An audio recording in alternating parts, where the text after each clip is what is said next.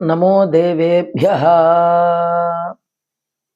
ఈరోజు ఒక మంచి శ్లోకం చెప్పుకుందాం.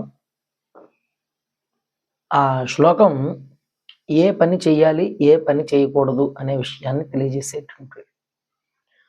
కర్తవ్యమేవ కర్తవ్యం ప్రాణైః కంఠగతైరపి అకర్తవ్యం న కర్తవ్యం ప్రాణైః కంఠగతైరపి. చాలా సులభంగా ఉండే శ్లోకం అండి. రెండు పదాలు కూడా ఒకే మాదిరి ఉంటాయి. ఇదే శ్లోకం వేరే విధంగా కూడా ఉంటుంది, కానీ ఆ విధంగా కన్నా ఈ విధంగా సులభంగా గుర్తు ఉంచుకోవచ్చు. కర్తవ్యమేవ కర్తవ్యం ప్రాణైః కంఠగతైరపి అకర్తవ్యం న కర్తవ్యం ప్రాణైః కంఠగతైరపి.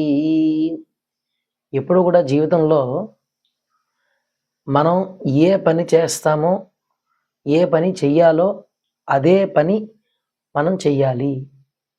అంటే కర్తవ్యం అని అంటారు దాన్ని. అంటే మనం ఏది చెయ్యాలో అది చేయడమే కర్తవ్యం. ఇంకొక పని చేయడం కర్తవ్యం కాదు.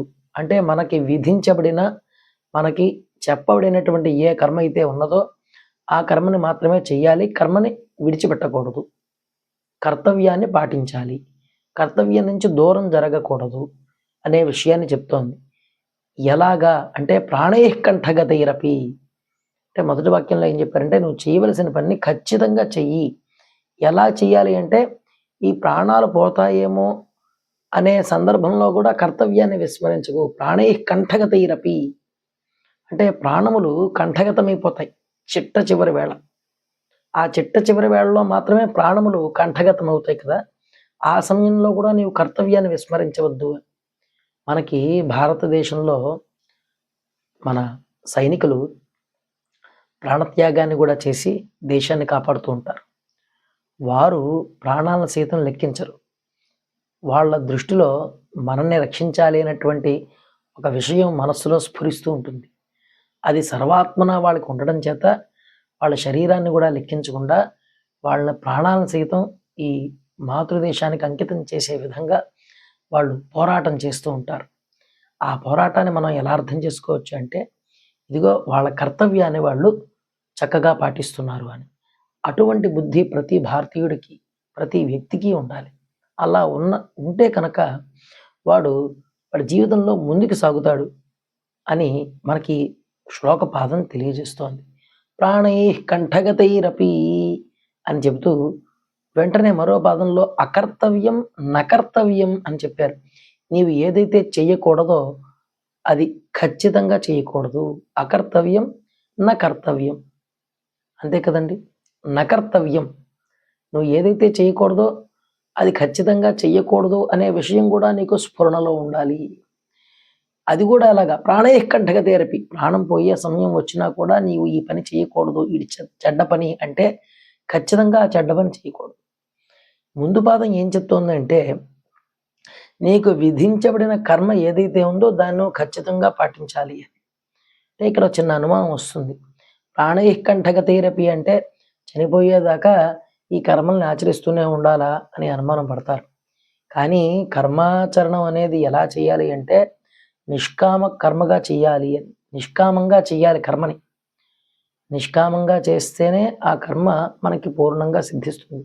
సిద్ధించడం అంటే కర్మ ఫలప్రదాత భగవంతుడు కనుక కర్మని మనం ఎలా చేయాలి అంటే అది నిష్కామంగా మాత్రమే చేయాలి. దాని యందు మనకి ఆసక్తి అంటే ఫలాసక్తితో చేయకూడదు.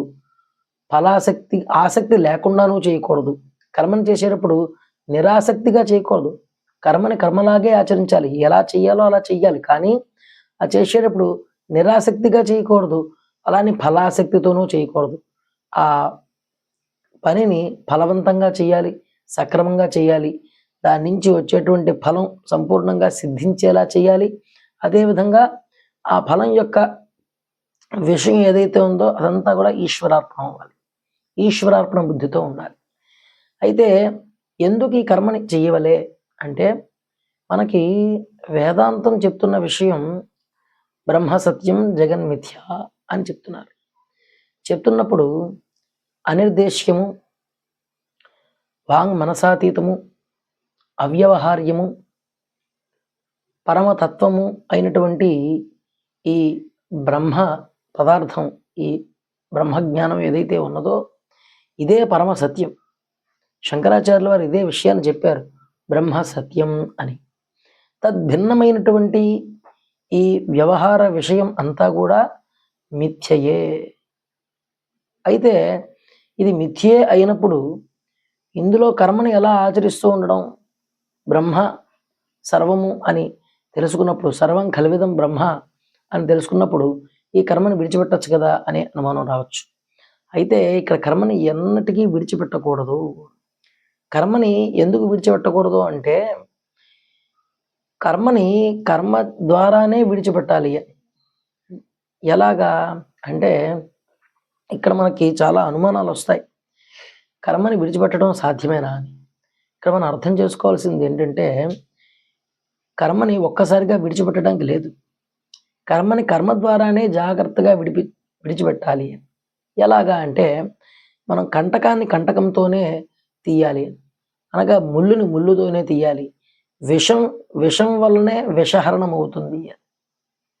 అలాగే ఒక అద్దానికి పట్టినటువంటి ఏదైతే దుమ్ము ఉన్నదో, ధూళి ఉన్నదో, అది తద్గతమైనటువంటి వస్తువు చేతనే అది తొలగింపబడుతుంది. అందుచేత ఈ 3 ఉదాహరణల్ని కూడా దృష్టిలో ఉంచుకుని ఈ నామరూపాతీతమైనటువంటి తత్వాన్ని తెలుసుకోవడం కోసం ఈ నామరూప వ్యవహారాలతో ఉన్నటువంటి విషయాలలో భగవంతుడికి సంబంధించినటువంటి కర్మలలో మమేకమై ఆ యొక్క భగవంతుడి తత్వం ఏమిటి అంటే నామరూపాతీతమైనటువంటిది కనుక ఆ నామరూపాతీతమైనటువంటి తత్వాన్ని ఈ వ్యవహారంగా తెలుసుకోవాలి. అంటే కర్మల్ని ఆచరిస్తూనే కర్మల యందు ఆసక్తి లేక కర్మ ఫలాన్ని భగవంతుడికి అర్పణం చేస్తూ ఆ యొక్క విషయాన్ని జాగ్రత్తగా అర్థం చేసుకుంటూ జీవనాన్ని సాగిస్తూ ఈ యొక్క జ్ఞానంతో, వివేకంతో ఈ యొక్క సూక్తిని అర్థం చేసుకుంటూ మనం ఆ యొక్క భగవంతుడు ఏదైతే ఈ జ్ఞానరాశిగా ఉన్నాడో, బ్రహ్మ సత్యం జగన్మిథ్య అంటే బ్రహ్మ స్వరూపం ఏదైతే ఉన్నదో ఆ స్వరూపాన్ని ఆ రీతిగానే భావన చేసి అట్లా పొందాలి అని మనం ఈ శ్లోకం ద్వారా అర్థం చేసుకోవచ్చు. నిజానికి ఇందులో వ్యావహారికంగా ఉన్నటువంటి విషయం కర్తవ్యమేవ కర్తవ్యం ప్రాణైః కంఠగతైరపి అకర్తవ్యం నకర్తవ్యం ప్రాణైః కంఠగతైరపి.